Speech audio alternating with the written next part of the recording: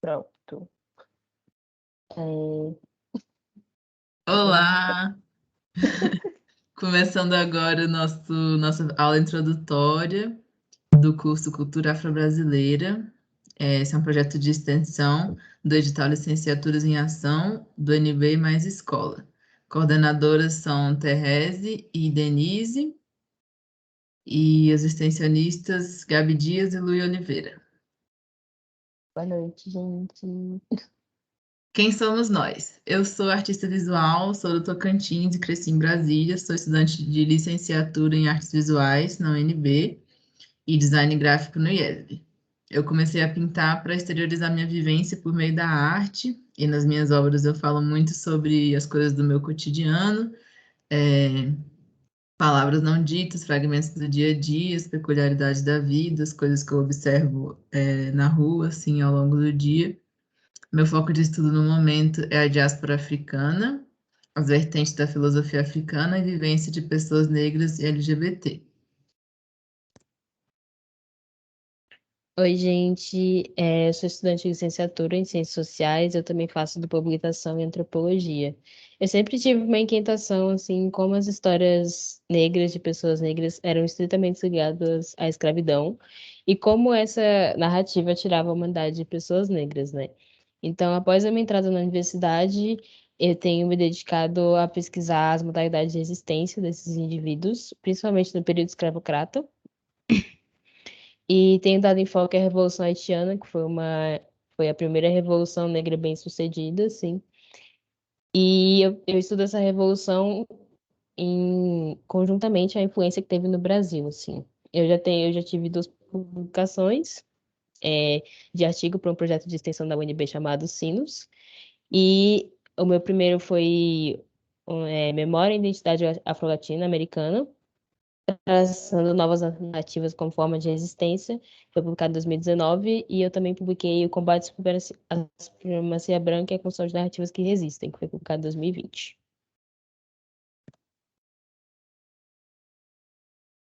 Passando aqui o slide. Isso.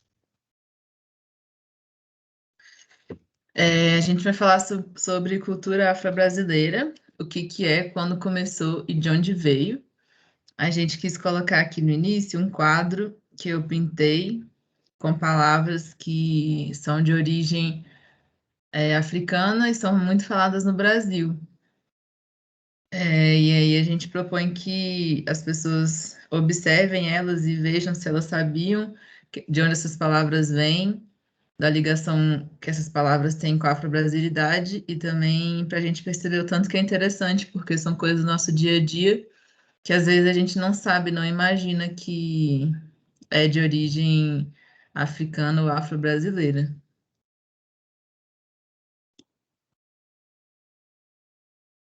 A gente, antes de começar com o conteúdo propriamente, a gente quer fazer uma introdução sobre de onde surgiu esse tema e como a gente vai trabalhar.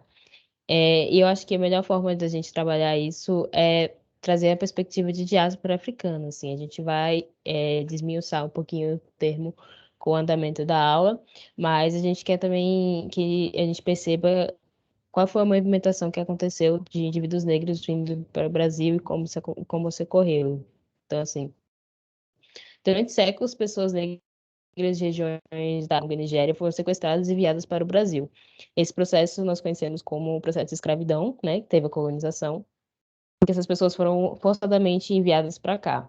E elas foram subjugadas a diversas culturas e precisavam encontrar maneiras de essa situação, né, em que foram obrigadas a viver, assim. Então, eles tiveram que encontrar maneiras de exercer sua espiritualidade e a sua vivência enquanto dentro do continente africano,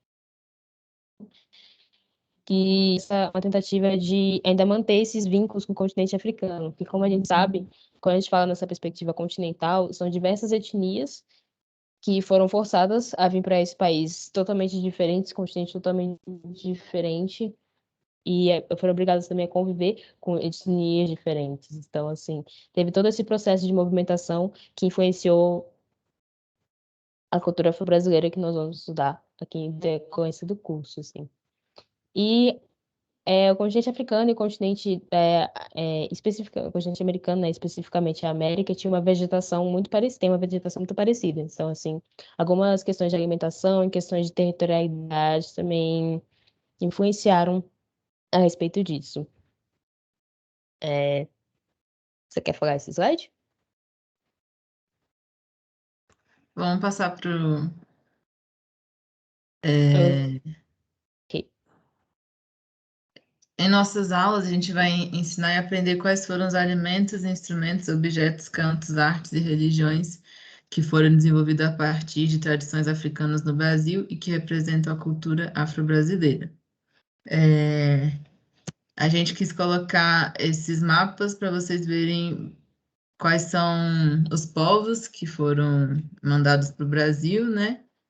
E também para a gente pensar em conhecer melhor e conhecer os nomes e as identidades que essas pessoas tinham, e também explorar um pouco dos estudos que outras pessoas fazem sobre as pessoas negras e a cultura afro-brasileira.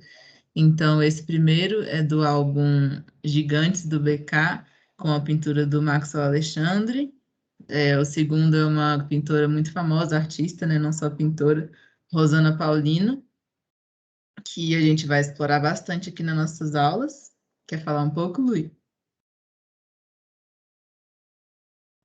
A gente vai apresentar alguns conceitos aqui também.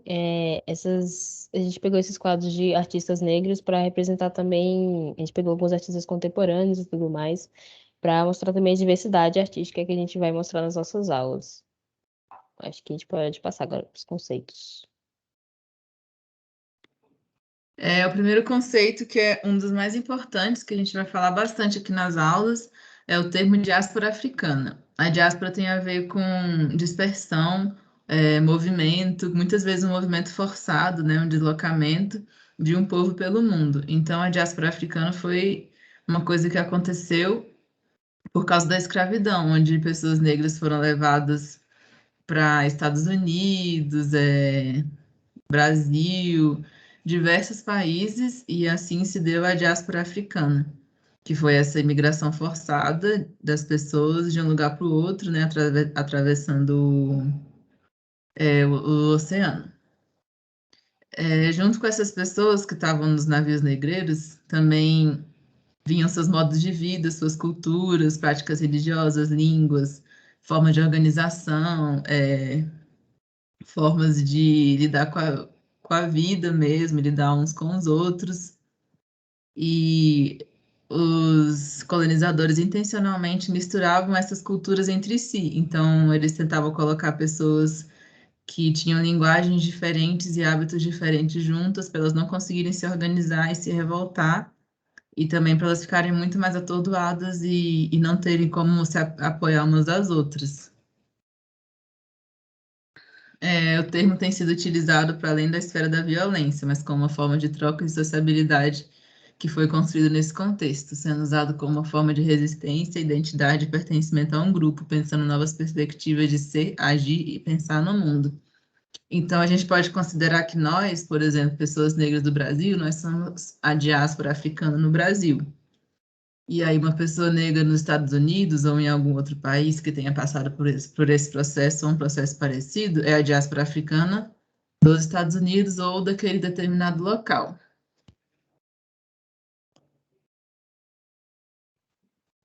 Epistemicídio, ele surge como um termo que materializa as coisas que a gente tem falado, assim. Quando a gente fala nessa questão de silenciamento e questão de apagamento, esse termo vem para juntar isso tudo, assim.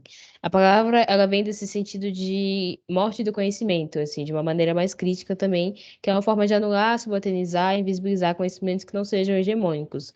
Quando a gente fala, né, hegemônico, seria tipo saberes que não são ocidentais, como, por exemplo, saberes que não são de pessoas brancas, como pessoas negras, pessoas indígenas e pessoas não brancas no geral. A Sueli Carneiro, ela tem uma tese de doutorado e tem uma passagem nessa tese de doutorado que junta muito bem isso, que é bem assim. Pela negação aos negros da condição de sujeitos de conhecimento, por meio da desvalorização, negação e ocultamento das contribuições do continente africano, da diáspora africana, ao patrimônio cultural da humanidade, pela imposição do embranquecimento cultural e pela produção do fracasso e evasão escolar. Esse processo denominamos de epistemicídio. Eu acho que resume muito bem essa citação dela, que é esse movimento de poder, né, em que pessoas brancas impunham seus conhecimentos, sua cultura, em cima de principalmente pessoas negras, né, nesse caso, e apagavam todas as suas vivências, assim, e essa morte do conhecimento, né? Pode passar. Também é importante falar que esse epistemicídio ele se dá de muitas maneiras hoje em dia, como, por exemplo, a gente aprende muito nas escolas sobre ciência, história, religião, e sempre pautado nos conhecimentos vindos das pessoas brancas, ou às vezes até conhecimento que foram descobertos de outras pessoas, de outras raças, mas que foram apropriadas pelas pessoas brancas, e aí a gente acaba sempre associando essa imagem de inteligência, de pesquisa, de conhecimento a pessoas brancas e principalmente homens brancos, porque é isso que nos é mostrado e ensinado nas escolas. O racismo estrutural também é um termo muito importante, é a compreensão do racismo enquanto categoria estruturante da sociedade, perpassando a esfera individual, ou seja, o racismo não é uma coisa que acontece só com uma pessoa em determinado momento, que acontece às vezes, é uma maneira que a sociedade é estruturada também.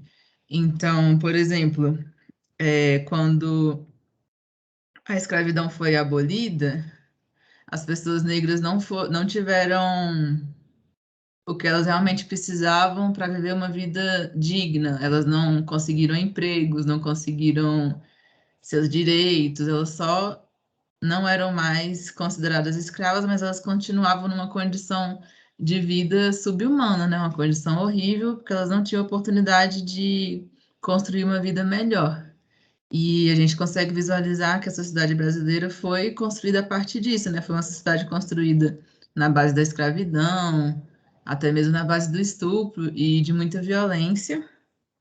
Então, esse racismo estrutural é algo que estrutura nossa sociedade até hoje. A gente consegue ver que em postos de liderança, postos de políticos, por exemplo, a maioria deles são pessoas brancas, porque as pessoas negras não tiveram as oportunidades necessárias para combater e conseguir construir uma vida digna.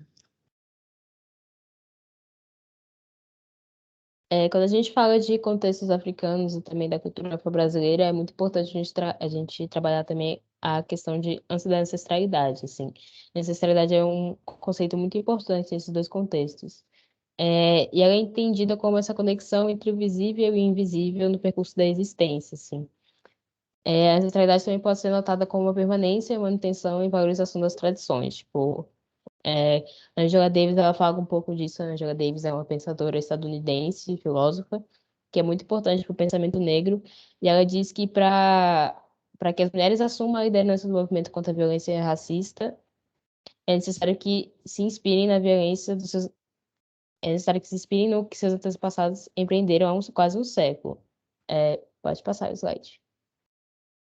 E quando a gente fala de ancestralidade, a gente fala também dessa questão de comunidade, assim, enquanto comunidade negra, né, de valorizar os passos dos nossos antepassados e para construir um presente e ressignificar assim, o futuro também. Então, a ancestralidade ela surge como uma parte muito importante. E aqui tem um pouquinho, dizendo um pouquinho mais que é essa herança espiritual da Terra, essa contribuição de evolução de comunidade ao longo da sua existência, e é o feito tomado por referência como exemplo. Então, como é aquela coisa de é, olhar para olhar para o nosso passado como uma forma de construir um futuro melhor. Então, é bastante importante. Pode passar.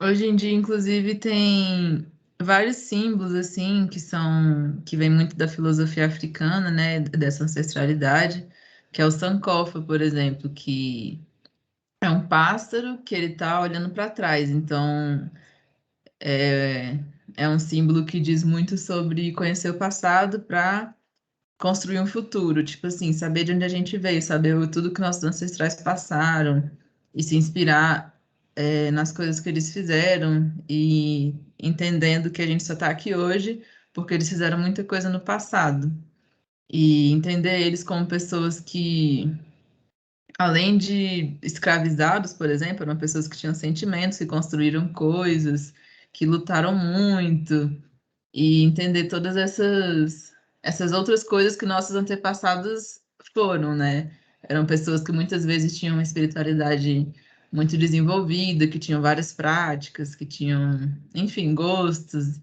e é importante a gente saber reconhecer isso e estudar essa parte da nossa ancestralidade também. Intolerância religiosa acontece muito com as religiões de matriz africana quando são alvos frequentes de violência e preconceito. A primeira forma de organização dos povos negros em terras brasileiras foi através da religiosidade de matriz africana. Deste modo, a manutenção, preservação e transmissão religiosa denota uma forma de resistência. Tais povos encontram no culto da tradição a possibilidade de viver uma continuidade de suas manifestações religiosas, apesar de agora inseridas em outro espaço e tempo histórico. Como já dito, a intolerância religiosa manifesta-se como um desdobramento do racismo estrutural, que teve seu marco inicial na colonização. Então, acho que hoje em dia a gente deve ver muitas notícias de terreiros sendo destruídos, e vem muito dessa questão do racismo estrutural, de acreditar que a espiritualidade, que a religião é, entre aspas, melhor ou mais pura, e que tem que ser propagada para as próximas gerações, é a religião do branco, né? E isso é um absurdo imenso que acaba criando um preconceito na cabeça das pessoas. Quando os negros vieram da África para o Brasil, eles continuaram querendo, muitos deles, né, continuaram querendo desenvolver suas práticas religiosas mesmo estando em outro lugar. E como a gente falou sobre a vegetação ser muito parecida, eles conseguiram prestar atenção nos rios, nos mares, e a partir disso, a partir de muitos elementos da natureza, continuar manifestando as suas religiões, suas crenças, cultuando seus orixás.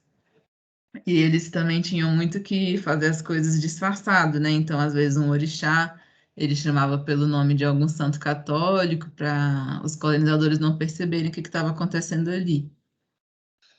A intolerância religiosa se ocupa da não aceitação do repúdio da violência direcionada a práticas religiosas.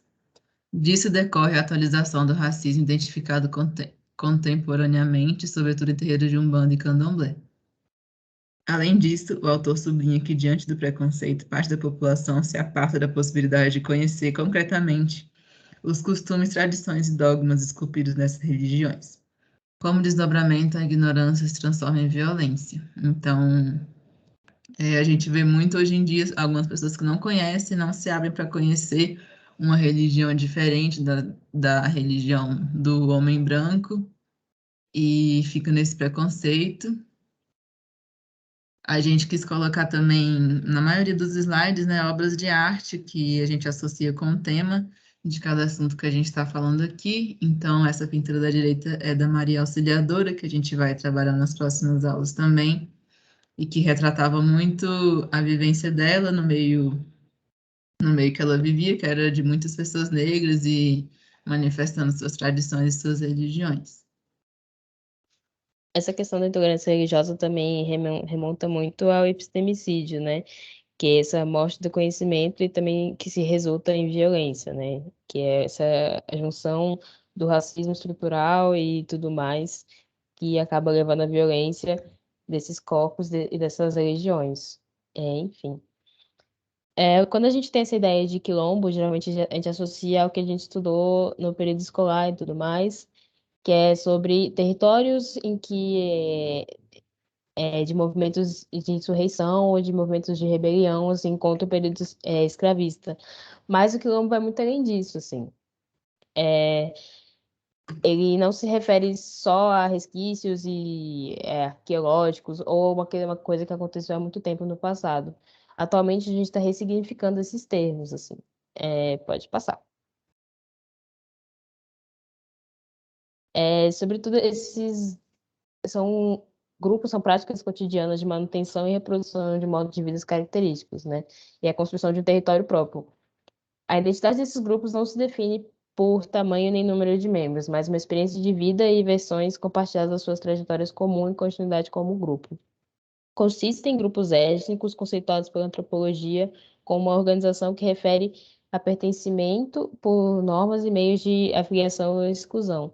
Então, essa questão, essa visão um pouco mais atual do que seria quilombo, assim, que foge, que quando a gente pensa em quilombo é sempre uma coisa muito histórica, né? E atualmente a gente tem outra visão, são mais grupos étnicos que existem até hoje em dia, existem quilombos urbanos também, e eles estão muito mais presentes no nosso dia a dia do que geralmente é apresentado para a gente em grandes mídias ou em livros de história, por exemplo. Pode passar. E hoje em dia também alguns autores, né, pesquisadores do assunto, já consideram que quilombo não é só pessoas negras, descendentes de pessoas escravizadas, vivendo juntos em algum lugar rural, assim, no meio do mato. Como você disse, pode ter quilombos urbanos e às vezes nem precisa ser pessoas que moram ali, que é, vivem juntos necessariamente. Pode ser um lugar onde as pessoas desenvolvem práticas cotidianas de resistência e não precisa ser necessariamente no meio do mato. E essa, essa ideia, esse conceito tem mudado com o passar dos anos. A gente vai apresentar também um vídeo sobre o Quilombo Rio dos Macacos, que também tem um filme de mais ou menos 2 horas de duração, mas é muito interessante. O trailer é bem curtinho, mais ou menos só para entender um pouco da luta desses quilombos do Brasil, né? Porque muitos não têm a titulação de terras, a gente tem inúmeros quilombos, muitos não são reconhecidos e aí passam por diversos processos de pessoas tentando roubar aquela terra ou tentando reivindicar uma terra que não é deles.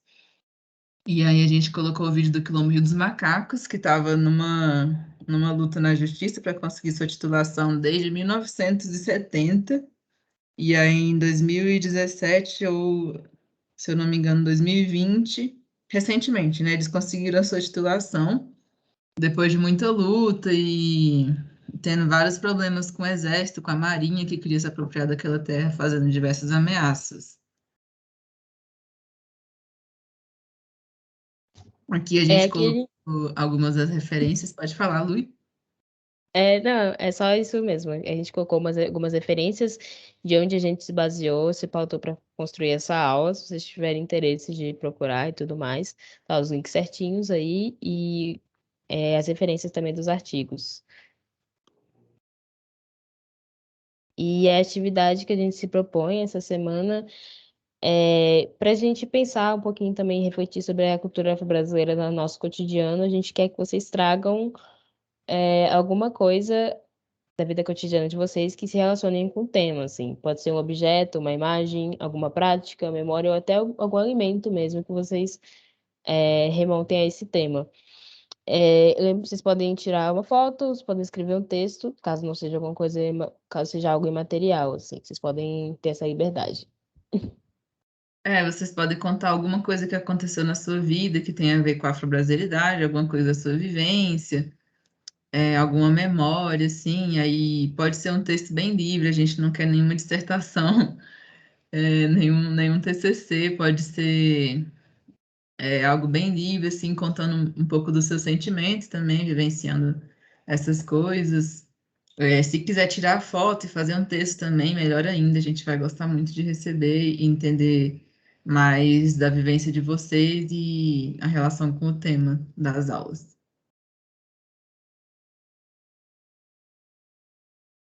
Então é isso. É isso. Qualquer dúvida, vocês podem mandar mensagem pra gente no Aprender 3 que a gente vai estar respondendo. E uma ótima semana para todos.